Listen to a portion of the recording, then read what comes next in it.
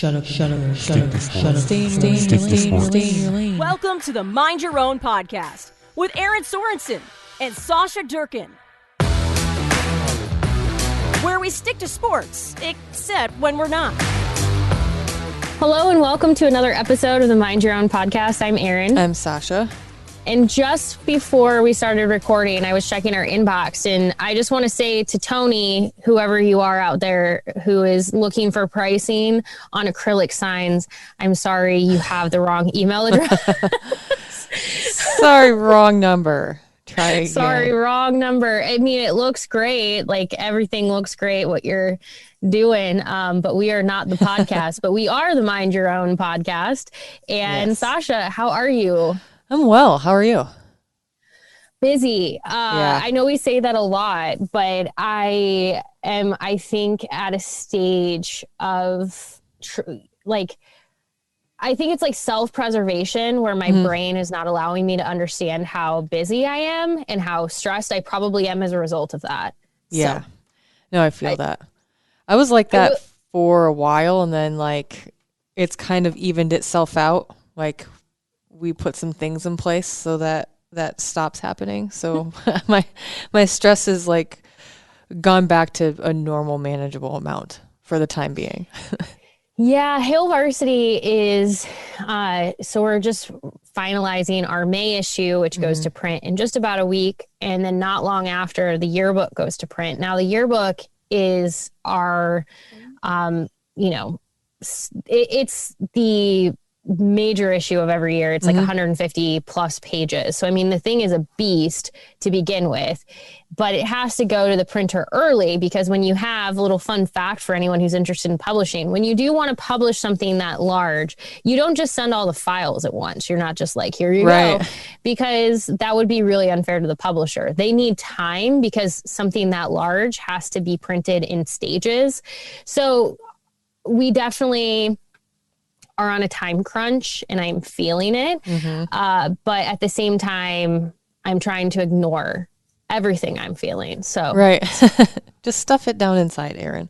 Exactly. Now I will say I've been trying to find ways to make better use of my time. Yeah. And one thing that I will say, and it's like deceptively, the weather is deceptive because it's been like really warm some days. And then like right now it's 50, but it feels like it's winter again, which it's not. It's just all like relative. But when it gets to summer, I absolutely hate blow drying my hair. Sorry to the men who are listening. I just want to be clear. Blow drying your hair is the worst if you are a woman. The problem is like, I am not one of those lucky individuals who can just like let their hair air dry and wake up in the morning and it's like nice and you can style it. That is unfortunately not the head of hair I was given. Yeah. So I've been trying to always find ways to style my hair without having like very minimal effort. So in the past year through the pandemic, there were people who did like braids. Like they would show you different ways to braid your hair when you went to sleep. I'm like, okay, but the problem is my hair then would just look like I was like straight out of the 80s, like crimped, crimped hair. Not a good look. So I finally tried it. TikTok has been big on this sock curl trend. Now, this isn't new. This is like people in the 50s and the 60s did this, where they would curl their hair with socks. They would wrap their hair in socks when they went to bed. They'd wake up in the morning and they'd have curly hair because they didn't have the heat tools that we have now. But it's become a trend on TikTok. So I finally tried it because I was like, I'm lazy. I'm just going to do this. Aside from looking like a complete idiot while I slept, so it's fine. No one's watching me sleep. Well, you hope they're not. very intense. I'm not quite used to like, I wouldn't say I would naturally choose to curl my hair the way that it looks today. But I wouldn't quite say I've like hacked summer hairstyles yet, but I'm getting closer. So if anyone wants to know what Erin is up to this summer, it is trying to find ways to be more efficient with my time. And one is probably going to be tying socks into my hair. I may have to try that. I don't even own a hairdryer, and I have not owned a hairdryer, I don't think, since I lived at home. So like over 20 years ago. Because I am old. Remember, people, I will be 37 in like 3 weeks. That is like so far from old, but I get it. Getting closer. But I have seen that, and now I kind of want to try it because your hair looks really nice. Thanks. It's one of those things where you know how you would style your hair? It's definitely not what I would have done. So like I keep seeing myself in the little like Zoom box because we're on Zoom today. Yeah. And it's alarming to me. Like I'm sort of trying to like understand what's happening. But I kind of going back to what we talked about when it comes to like everyone's time is different. This is one thing where I'm like, if I could make my time more efficient with like how I like get ready. Yeah. I want to find that way. But the problem is not everything is one size fits all. So like you see the one person on TikTok who does a trend and it's amazing on her or him. And then you try it and it's not that. So you're like, okay, so this doesn't work for me. So now I'm going to have to Jimmy rig it to work for me. So that is once all of these, like all of the work is done and summer slows down a little bit, I'm going to be spending time trying to hack my own schedule. Right. I like that idea. See how far I get by fall. Yes, I think that I like that idea. I've been trying, not necessarily like with intention like you are, but I've been trying to do the same thing kind of, where like my days can be kind of sporadic. And so like trying to fit in the things that I want to do for my own self-care like is kind of weird. I kind of like the randomness of it because then it's not like, oh gosh, I have to do this at this time and I have to be in bed at this time to make this thing happen. I kind of like the fly by the seat of my pants approach of just like shoving things in where they fit, but still fitting them in. Yeah, I like this spring was such a wake up call for me. So as things continue to, get back to quote unquote normal, whatever that looks like, I assume without really knowing, but I assume fall will look more normal. There will be football games and there will be people traveling. Like I assume I will be traveling for games. And this spring was a little bit of a wake up call that like once my schedule sort of was like up, like just things inserted themselves into my schedule that weren't there prior, how easy it was for me to get off track or how easy it was for me to stop like caring about myself. And it is like, I realize when I talk about it on this podcast, it is one thing to say it. It is an entirely separate thing to live it. And I realized this spring that I really struggle to take care of myself effectively. So I think if I could do anything, it's just like finding ways to build in those moments of like self-care, even if it is at like 2 p.m. Like just finding time that like to do something that like makes me feel good, even if it's not in the conventional time where it makes sense. Like I think sometimes we think like, I have to sit down and do this at this time, or I have to, and maybe that just doesn't work. Like we talk about, everyone's schedules and time is different. So I think part of like hacking my own schedule is like being more understanding that like things don't have to, if the time to work out is 11 a.m. because that just is where the time is, or if it's at 7 p.m. or 7 a.m. Like I think sometimes it's just being a little bit more like forgiving of my own schedule. And that's really hard. The thing that I struggle with sometimes too with that is like like feeling like I need to have the structure. Like sometimes life doesn't allow you to have that much structure. So like if I have to get up at 5 to get a workout in the morning, then that's what I'm going to do. If I don't have time until 5:30 or 6 or after dinner, that's when I'll do it. Like it's really weird. I'm not normally like that. Patient isn't even the right word, but that flexible with myself. I'm like, no, I got to do it this time. But that's just not how life works. Sometimes like it's just going to fit where it fits and I'm going to be okay with it. As long as I'm doing the work, I'm not ever going to regret it. Although I will say, and I'm curious if this ever happens to you. So one thing I have also found is like, I have started for my own self. I tend to like, if a deadline is on Wednesday, I set the deadline for Monday, because then if like, for some reason I have I need extra time, it's like I have a built-in like extension without needing to like ask anyone else for it. But if I hit those deadlines early, so like if I know, hey, I got this thing done on Monday, on Tuesday, then I spend like half my day like thinking I'm I'm not being efficient as a worker because like somehow I'm done with things and I feel like I'm not being productive. And then it becomes this whole mind game of like, but you got all this stuff done. You just got it done early. But then my brain is like, you're not being efficient. Like you're being a bad employee because you don't have all of these projects to do despite the fact that you got them done. Right. I don't understand this, but it is happening a lot lately. And I'm like, I'm basically punishing myself for getting things done early. The thing when I'm very much like that as well, but like the thing I have to constantly remind myself of is like, okay, today might be a little bit slower, but I know that in a couple days it's going to pick up again. So it's a good thing that I got this work done early because now I've got a little bit of breathing room so that I can decompress a little bit and then be busy as hell the next couple days. That's just how it goes. But I'm the same way. It's really hard to like get into that mindset of like, it's fine. You did all the work. You don't need to be busy 1,000% of the time. It's fine if you're not. Which this actually fits kind of like oddly well with what you wanted to talk about today. So I will let you explain what you were thinking because I do really, really like this topic.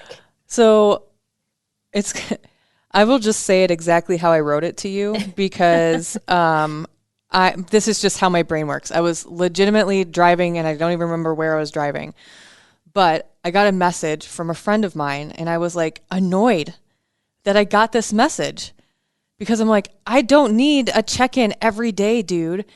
And I had to I always imagine a stop sign when I get like this. I'm like, what is that about? Like, because there's something else there 9 times out of 10. I was like, so I sent Aaron a message and I said, I was just thinking about how rarely I ask for help. And I sometimes get annoyed when someone checks in on me because I'm a psycho. I feel out of my mind when I feel that way. Like it's not normal to me. And that's why I was like, we should talk about this. But it's just because they care and it's okay to give a shit. It's okay to give a shit. And it's okay to give a shit about other people. And it's okay to allow other people to give a shit about you. Yeah, I don't know if this is how you feel like when this happens, but like when people check in on me, I sometimes think it's like them not caring. It's not like from a place of like, I care about you. I just want to know that you're doing well. It's almost like I feel, and this is not on them. It's me, but it's almost like I have to come to terms with the fact that they're not checking in on me and they're not insulting me. Right. Because there's sometimes where I feel like, are you insulting me that like I'm not doing these things? I'm not getting them done. Because that happens to me a lot with work where people understand, oh, hey, you're busy right now. How are you? How are things going? And then my brain interprets that as, should I not be doing well? Does it look like I'm doing a bad job? Like, I don't know why my brain does that, but that's 100% on me. That has nothing to do with that person. But that's how I unfortunately take it when people just like randomly reach out to check in, is that like they're implying something. What's the ulterior motive here? You couldn't possibly actually just care about how I'm doing. Something's wrong. Like I'm doing something wrong. I think it's important to talk about this because I know for a fact that we are not alone in this, but just slowing down. We talk a lot about slowing down on this podcast, but like taking a minute to like, if you instantly have a reaction, like what do you want? Which is normally what I think in my head. I instantly feel ashamed that I felt that way because I don't know. Maybe they legitimately are just reaching out to me to like see how I'm doing. It's not a knock on me of any kind. I also think too that like it's really difficult for me to ask for help. That like to the point that when someone offers help, I'm almost offended because I'm like, why? Clearly I'm struggling or else somebody wouldn't be offering to help me. But the fact that would have to mean that I would have to admit that I can't handle every single possible thing on planet Earth being thrown at me at one time is a really hard realization for me sometimes too. Yeah, I think a lot of when I was thinking about this isn't just something that I think happens like in male dominated industries. Like it doesn't just happen in sports. Although I will say that like, I definitely feel like I have a lot of pressure as a woman in sports to feel like I have to do everything. But I do think that women, in just about everything. I mean, we talk about like for women that it doesn't matter if you stay home or if you do if you do have a career and then you still come home, at the end of the day, it does not matter. They say that like women take on more in the home than men do, just on average. Mm-hmm. And so there is this like unseen labor that women have to take on. And it sort of just becomes this thing that's just internalized, where it's like, if I'm not doing these things, I'm somehow also failing. So when somebody asks me how I'm doing, it probably means I'm failing at these things, or I'm not doing them well, or I'm somehow not living up to the standard that I should be. Mm-hmm. And I just want to point this out. And I bring up TikTok a lot on this podcast, but I learn a lot on TikTok, and it's not just how to curl my hair.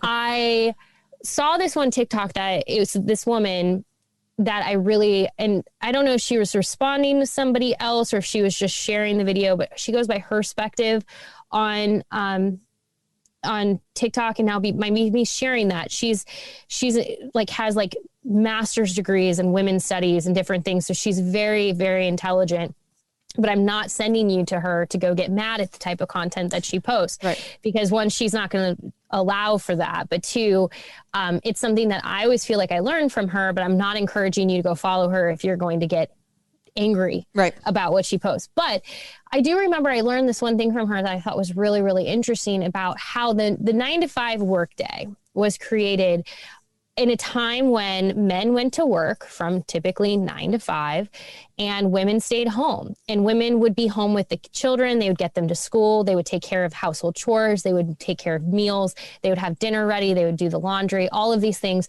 so that when their husband came home at the end of the day, he didn't have any of these other things to do, maybe outside of a little bit of yard work, but you didn't have to pack an entire evening of things into a few hours. Mm-hmm. But now that you have both men and women in the workplace, and you also have women taking on more and more and more, which is a good thing, but the expectations of your workday hasn't changed. So you now have these families getting home at 6 p.m. every single day, and they have a few hours to get everything done. So of course you're starting to see people where they're like, it's easy to just get fast food, or it's easy to just do things that are quick. Things pile up. And like we talked about previously with like, not everyone's time is the same, because somebody who might have a housekeeper, they have time that they they don't have to do those things. I mean, I've walked past houses where I'm so massively jealous of this. They literally have people come like pick up their laundry and do their laundry for them. I'm like, oh, if I had somebody to just do my laundry, that would be amazing. Right. But like, women are put into positions where I feel like these things that don't happen in our homes are just like, they're put on us more than they're put on men. If things aren't happening, it's because somehow women are failing at them. And so I think part of the problem that I run into is that I internalize a lot of these things, that when somebody checks in on me, I'm thinking like, are you telling me I'm doing a bad job? Or I get defensive because I'm like, are you implying that I need to do these things? Right. I have a partner. Shouldn't he also be? And it's like that person who's reaching out is not implying any of those things. Right. But unfortunately, that is where my brain goes. Yeah, I'm the same way. For a really long time, especially when I first got into this industry, I thought I really had to be able to do it all. I had 2 part-time jobs, or I had 3 part-time jobs and an internship. One of my part-time jobs was an internship, but I was doing all of that. And then I also was, Brian and I had just started getting serious. And so he was looking at getting a house, and I was still, I was working really early in the mornings at a fast food place that makes pastries. And then I was doing my midday shift at the other job. And then I'd go out to the ballpark every single night because, when you work for a minor league baseball team, you're out at the ballpark 90% of your summer, all day, every day. And then I would come home, and then I would feel guilty because I didn't have enough time left in a day to do X, Y, and Z and or spend time with my partner. And I think that like taking into consideration every single thing, just think about like, maybe that could be our challenge for this week. We haven't done one in a while. Yeah. Write down every single thing that you do in a day. It's going to blow your mind. I did this once last year because I was getting frustrated. I'm like, why do I not have time? I've got I've got an hour at the end of the day to do anything. So I wrote down every single thing I did for every single day that week. And I was like, okay, well, this is why. There are things that can be shuffled around and moved around and better uses of time. But I think that just, we talk about grace a lot, but being considerate enough to yourself, like people are checking in on you because they give a crap about you, and that's okay. But also like trying not to get defensive because maybe you don't realize how much you're doing in a day. It'll be shocking, I think, to some people. And that's the thing too, is I think I'm always like hyper aware of also then too, like when I, like how I check in on people and when I check in on them. And again, this is all internalized. Like these are the things I will say I have some friends that are like complete MVPs. Like there are some people who are just really, really good. Like they want to reach out. They want to talk on the phone.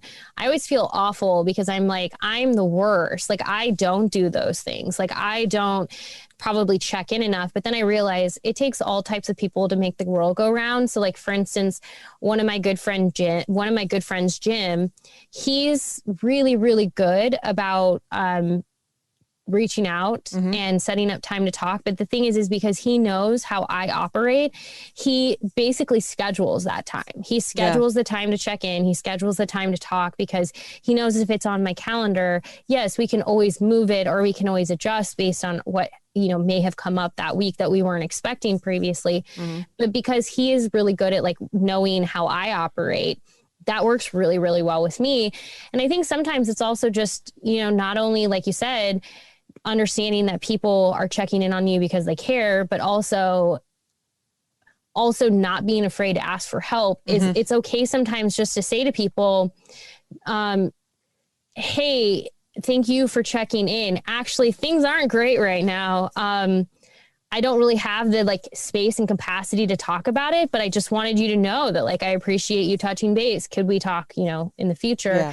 I think when you start to get to know people or when it's your friends, your family, they get it, they understand. So not being afraid to just be honest and not being afraid to ask for help or just ask for space. I think sometimes too, we're so afraid of asking for space or saying no. That we put that on ourselves. We're like somebody who is maybe reaching out because they're like, hey, would you like to get together and do something because I care about you and I want to spend some time with you. They're coming from a place that's like of kindness and love.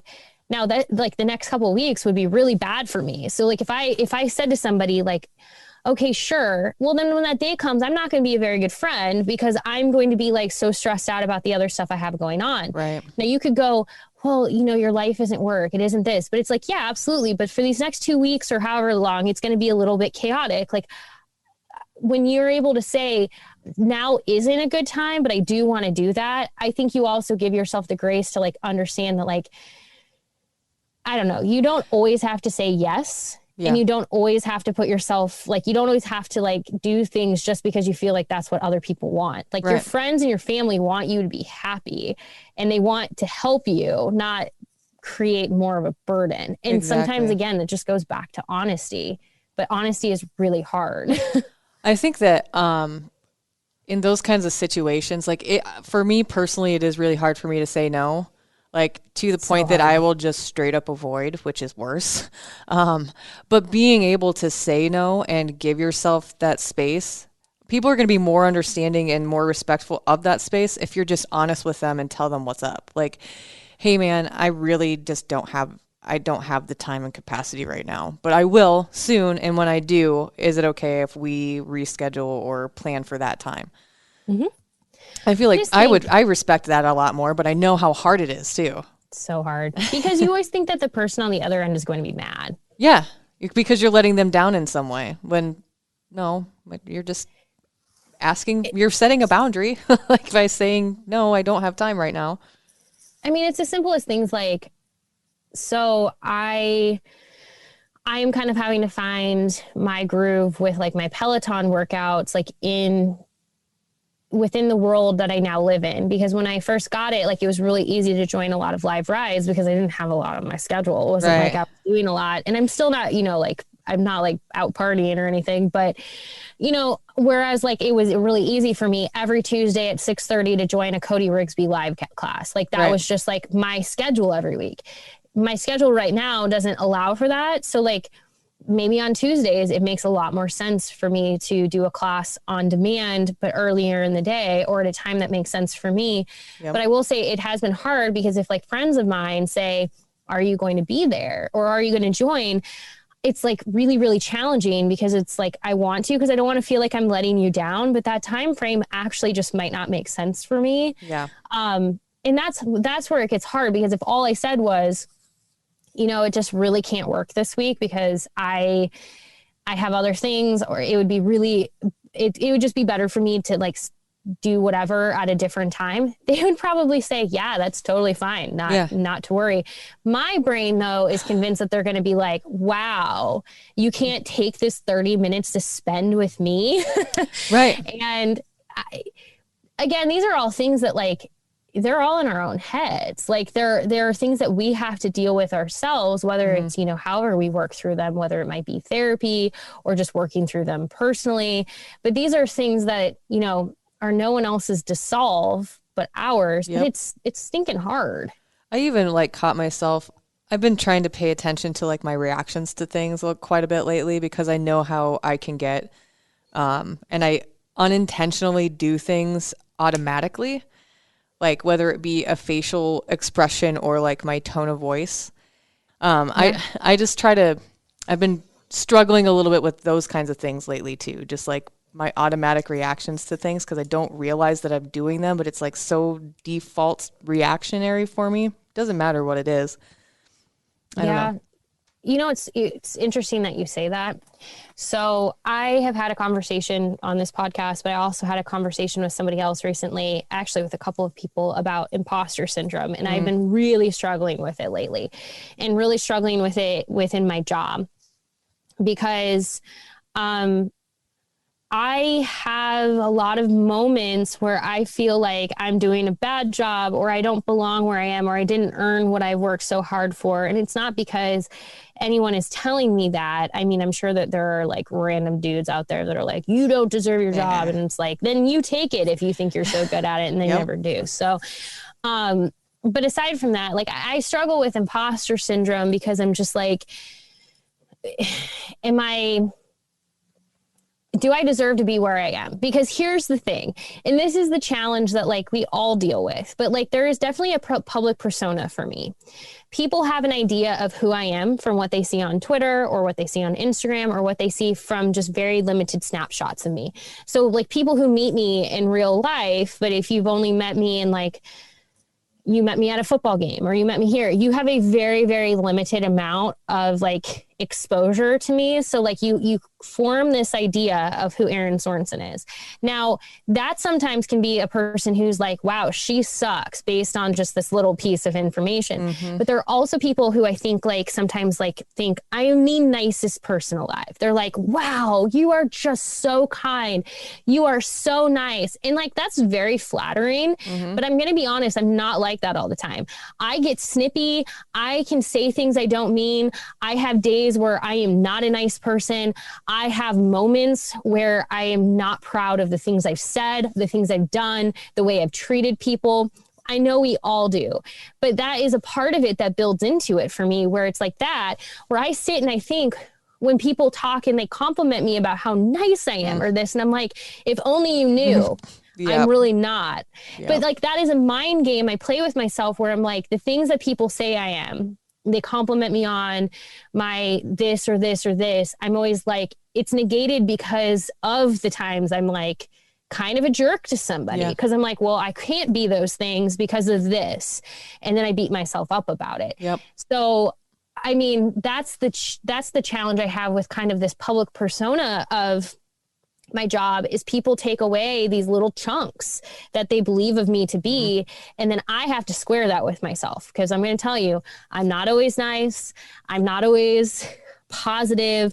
I'm not always funny. I'm not always these things, but sometimes I am. Like, it just kind of depends on the day. Well, that's the thing that gets lost, not into the ether, but the thing that's disregarded, I think, a lot of times with people in public capacity of any kind. Like, you see what face I put on that day. Like, you don't know anything else at all unless you are in my inner circle.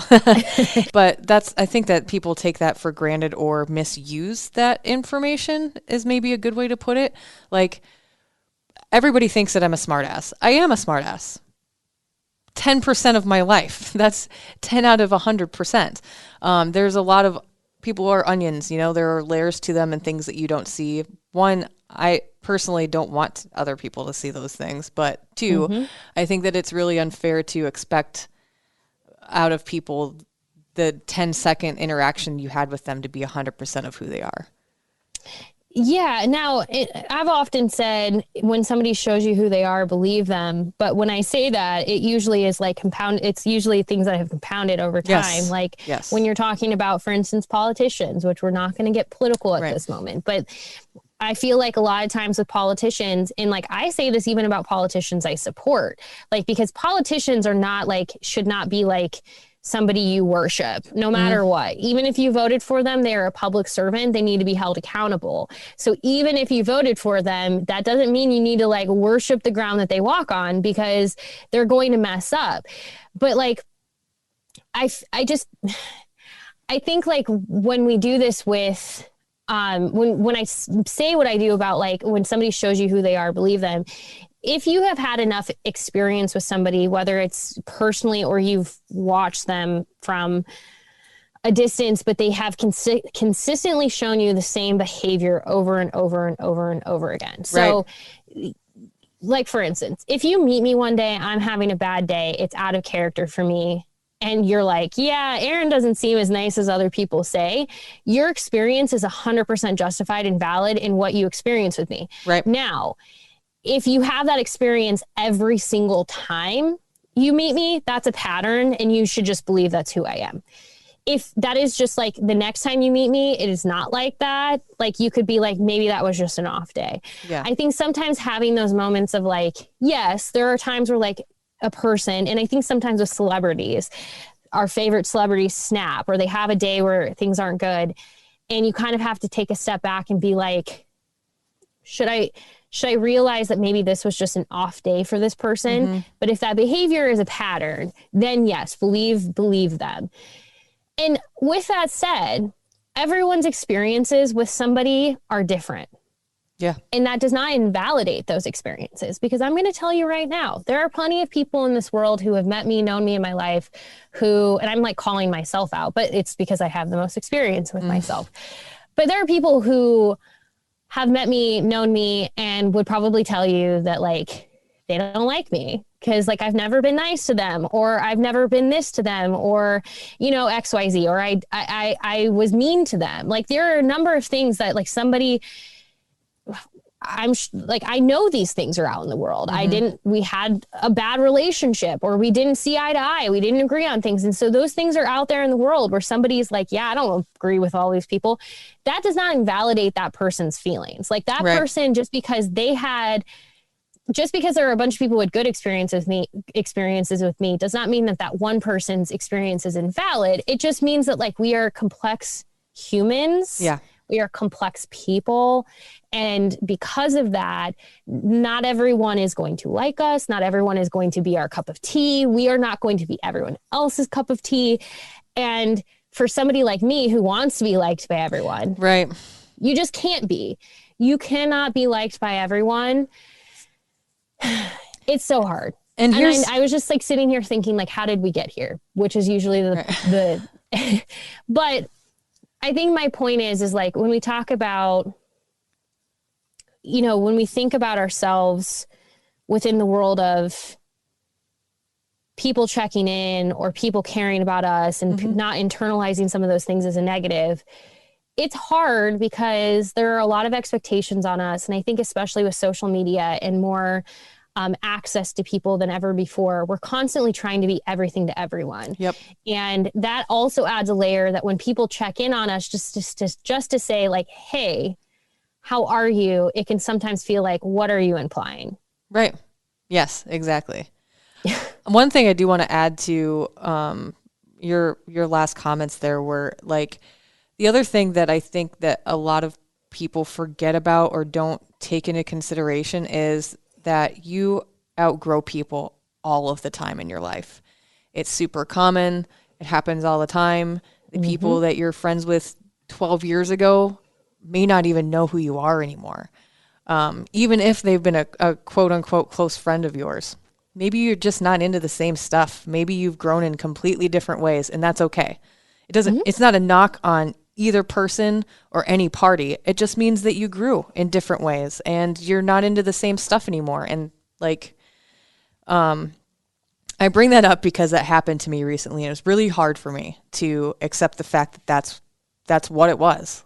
We're just different people, and that's okay. It might be painful and it does hurt a little bit. It kind of stinks, but I can also like reflect on and cherish the time that I was able to spend with that person as a friend of mine, and also be, admire the fact that she's grown in a different way than I have. You know, what's interesting about what you just said is I feel like as we grow up, and this kind of goes back to the world of like how women are sort of put into these these very gendered roles about like expectations of women. We grow up and people teach us about heartbreak with romantic heartbreak. Yeah. They teach us this, like, when, a relationship ends, we do not spend enough time teaching each other about the heartbreak of friendships ending or family relationships ending, because sometimes those can be the most painful or the most difficult, but we almost don't view those as like legitimate heartbreaks, where it's like, okay, a friendship ends, that sucks. Like, what did you do wrong? That's kind of like the way that it always feels, is like if a friendship ends, somebody did something wrong, and maybe something did happen, but it really does not matter. Like there is a, like, the feeling of loss, especially in friendships. And I mean, I've lost friendships. I've lost relationships in the industry that I work in, relationships that were very good prior to, sometimes little things happen, but honestly just growing apart. But I don't feel like I've ever been well equipped with how to handle those or how to feel when those things end. I think that those, like, the friendships have been the hardest heartbreaks for me to deal with in my life. It hasn't happened like super frequently. But when they have, it's been a friend that we just grew apart. We are interested in different stuff. We're at completely different spots in our lives, and like realizing that that's what it is and that no one did anything wrong. That's just what happens as people grow up, glow up, whatever you want to call it. It's a normal part of life. But I do think that it's an important conversation to, like, one, just have, but also normalize, because it's not just women who go through this. Guys go through this too. But it's one of the harder things to deal with, to wrap your mind around, especially if you're super close with this friend or, family often member. Friendships, like those friendships are some of the longer, like they have lasted longer than even like romantic relationships. And so then you're left to process this thing that I feel like a lot of times people just don't really understand. They're like, well, what did you do? What happened? And that really, like, for me, like I have thankfully in my adult life not necessarily lost any friendships, but I preface that with a lot of my friendships have changed because a lot of my friends have children.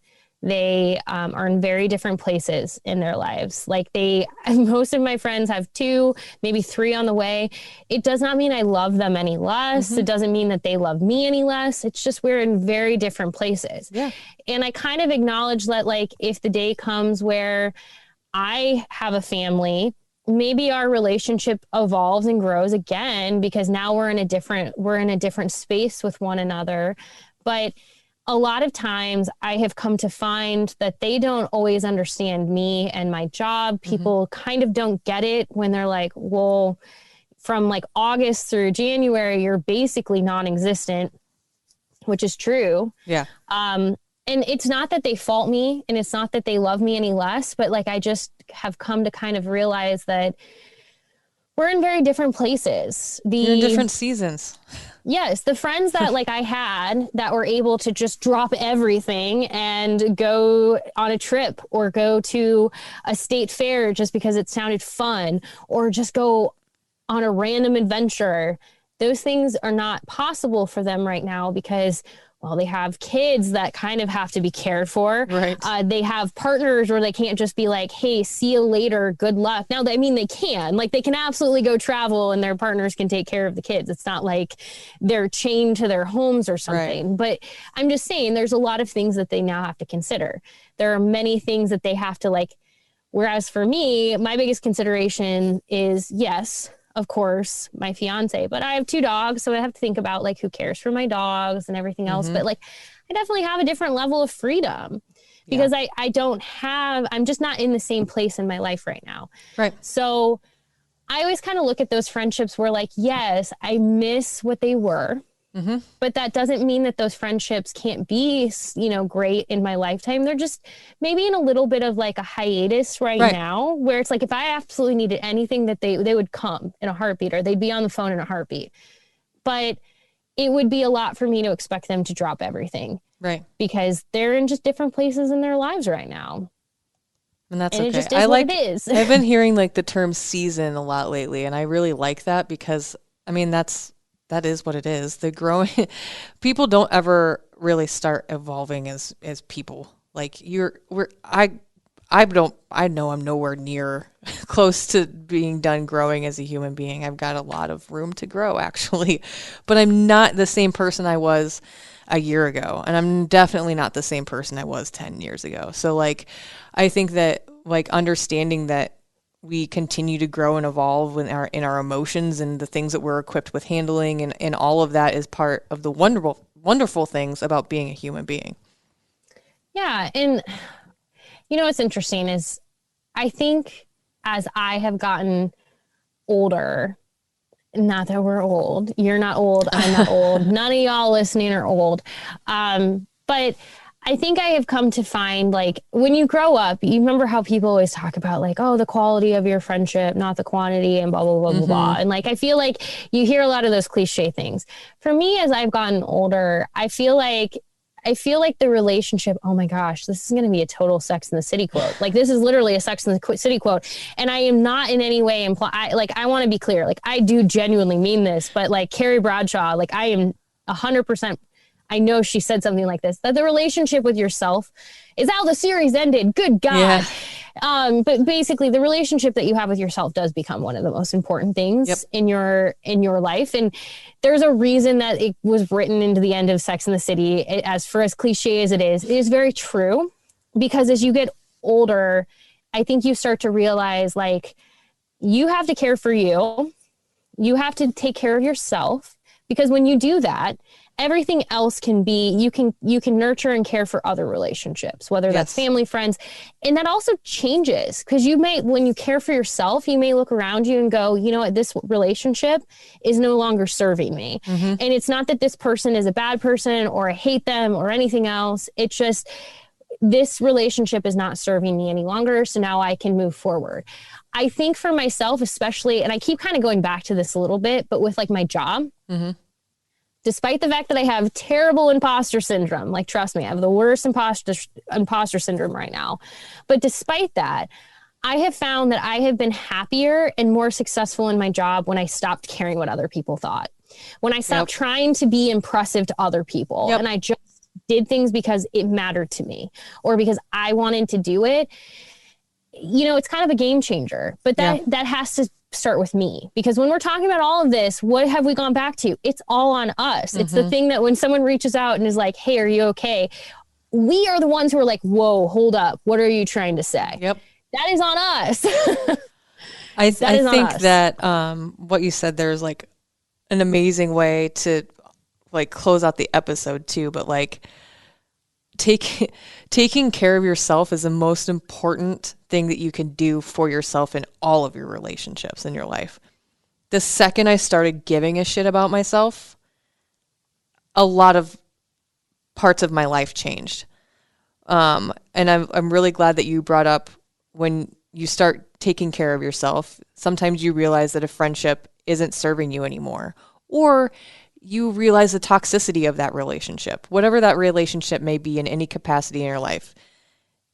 Until I started taking care of myself and actually giving a crap enough to think that I was valuable enough to do that, which I'm not saying that to be dramatic. Like, I really did feel that way for a really long time, but I wouldn't have noticed that some of the relationships in my life were toxic and they were doing me no good. If anything, they were part of the reason why I felt a certain way about myself or other things.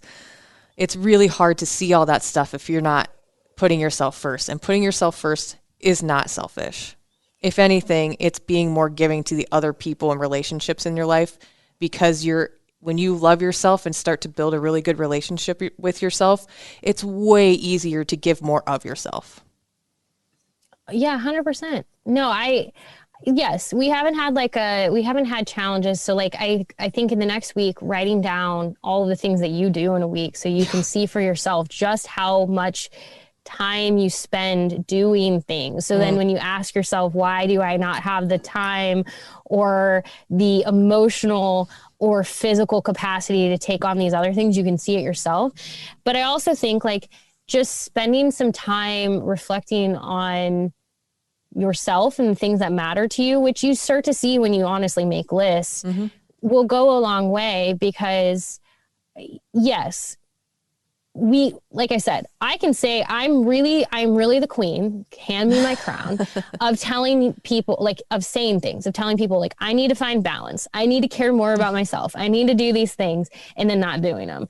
I just can't help it. That's just where I'm at. But I think when we take a step back and allow ourselves to reflect on ourselves and reflect on the things that matter to us, the things that where we're spending our time, our energy, I do think it makes a huge difference. And you might start to discover things that aren't serving you, or maybe you start to discover like things where you want to spend more of your time. Yeah. And those are all positive things, especially because think of it this way, to go back to this, for you and I, a lot of people define us by our jobs. A lot of people know us by our jobs. They know us by what we present on social media and what we do. But like, there's so much more to us than that.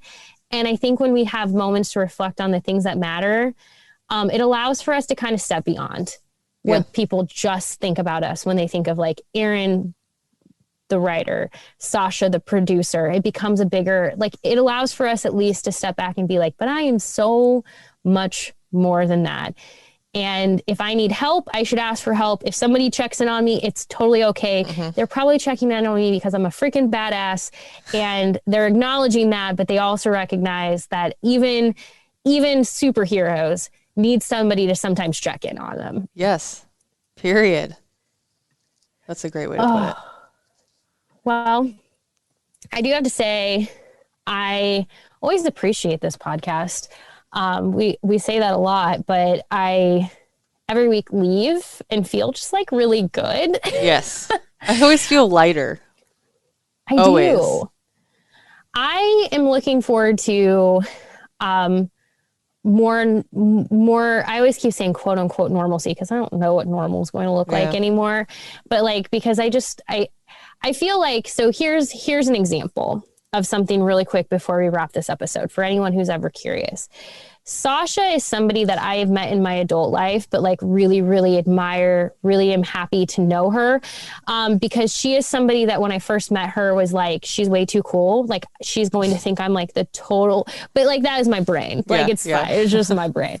But like, I am excited for like normalcy, because like, I don't want to just spend time with you recording this podcast. I just want to spend time with you. Yeah. Because I do think as you become an adult and you find people who make you feel good, you just want to spend time around them. Like, I just want to sit around like you and Sadie, and by osmosis, just like absorb some of like your awesomeness. So like, I'm looking forward to things like that, because I feel like it is good for the soul. Yes. Like, this is so cliche, but the image that popped into my head. I brought up Sex in the City. There's nothing more cliche. Is me, you, and Sadie like going to a park and having a picnic and drinking mimosas and just being awesome together. Like, I can be a very negative person, honestly, Erin, and I feel like you bring out the positivity in me, and I really appreciate you for that. And I don't think I could ever thank you enough. Well, I appreciate you saying that, because I feel it's so interesting when you hear people speak about you, because see, like, I would have never, ever termed you as negative, because that's just not how I view you. I've always viewed you as very, now go with me here. I have always viewed you as very like realistic in the way that like you humble situations in a very, very good way. Like you have just like the forethought, like you just see like, I feel like I tend to like get myself really wound up on things. And so I feel like you have a really good like ease about you where you're like, okay, hold on, let's balance this a little bit. And so it's like yin and yang, but like, I would never have ever said that you're negative. I would say that you are like such like a balance. Like you're such a, like, you're somebody who like, I look at like what you post on social media, and I understand social media only means so much, but like, you always just seem so like real and cool. And that's what I mean when I say that, where I'm like, it's just like, so like, I feel like I'm the squelcher of like happiness sometimes, because like a wet blanket. Like, well, actually, wait, if you look at it like this, it's not that awesome. No, like you are the perfect, like I always am like somebody, and my fiance can tell anyone this, like I am somebody who gets like spun up really, really easily on stuff and gets like really excited about things. And the reality is like, as somebody like me who's like, hey, everyone do your research, be smart, like do this stuff. Like sometimes I don't, I'm just like, eh. So it is nice when I have people who can like kind of like bring me a little bit like, yes, we can be excited, but maybe like do your research, spend a little bit of time like medium excited. No, I would have never ever. It's just interesting because like I would have never ever termed you as a negative individual. And I don't know. I appreciate that. I do want to say too, happy belated Mother's Day to you as a bonus mom. Thank you. To anyone listening, if you are a mother, happy Mother's Day. If that day was particularly difficult for you for really any reason, there are so many reasons, please know that like, we love you. You are seen. Days like that are hard. They are. Because they focus around sort of an idea that doesn't necessarily exist for everyone. But just know that you're seen, you're not alone. And I think there's so many badass women out there, mothers, stepmoms, foster moms, dog moms, plant moms to just like their friends and the people in their lives. Like the thing when I think of motherhood is it's so much more than just, it's just like I feel like sometimes it's just like your kids. It's so much more than that. Yeah. But if you've lost a mom, if you're dealing with anything, like, please know that like you are so, so loved and you're doing great. But Sasha, to you personally, I love your updates as a stepmom, as a bonus mom. So happy Mother's Day to you. Thank you. I do want to say happy Mother's Day to the mothers in any capacity, whatever that means to whoever you are and the people in your lives. You're so, so important. And days like Mother's Days, like it gets me kind of emotional, especially when I got the sweetest card from my husband, and like it made me feel seen, because I know that I do a lot, but I don't want to like toot my own horn, but just to be recognized and seen and validated for all of the hard work that all of us do every single day. Like, you're seen, you're loved, you're freaking amazing. Keep kicking ass. And if you want to reach out to us, don't ever forget that you can reach us at mindyourownpodcast@hailvarsity.com. Yeah, anytime. And we're also at Erin Sorensen on Twitter, at Sasha72 on Twitter.